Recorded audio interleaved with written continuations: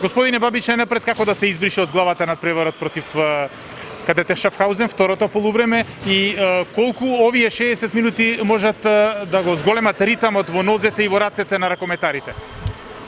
Pa ja bih rekao ovako, mi smo bili pod koronom i mene osobno nije zabrinjavajuće što smo mi pali drugom poluvremenu jer je to stvarno normalna stvar.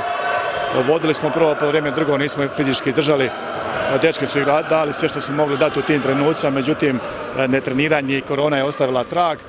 Što se tiče utakmice u Njemačkoj, naravno da je Leven favorit, da je jak tim, da su trenutno prvi u Njemačkoj, ali ja osobno stvarno se veselim i nama je strahovito bitno da igramo jer ne trebamo zaboraviti, mi smo skroz u kontraritmu, nemamo utakmica, nismo trenirali, tako da nama je sve dobro, bez obzira što je Leven stvarno jak i odličan tim.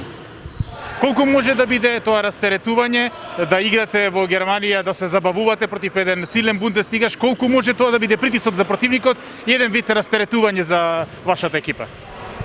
Pa ja se nadam da ćemo mi odigrati kao i uvijek jednu dobru obranu, čvrstu i da taj pritisak ili rasterećenje, mislim da to nema generalno neke veze ni za njih ni za nas. To će biti po meni dobra utakmica, oni su dobar tim, mi imamo naše kvalitete i ja se slažem da mi se trebamo uživati, da trebamo biti opušteni da bi ispoljili naše sve potencijale koje imamo. Ali mislim da nema to generalno previše veze, svak će da svoj maksimum bez obzira na utakmicu.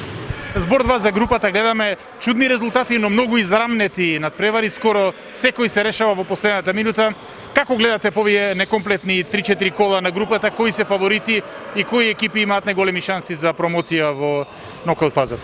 Kao što smo rekli na početku i slažem se s vama u vašoj analizi, Njemci i Danci su stvarno timovi koji su jaki, jači su od ostalih, to je sigurno, a ostala 4 tima su, odnosno 3 i mi, smo slične kvalitete i definitivno je uticaj korone jako velik i Tata Banja koja je odličan tim je izgubila kući, tako da je otvoreno sve slična kvaliteta i detalji će odlučiti na kraju.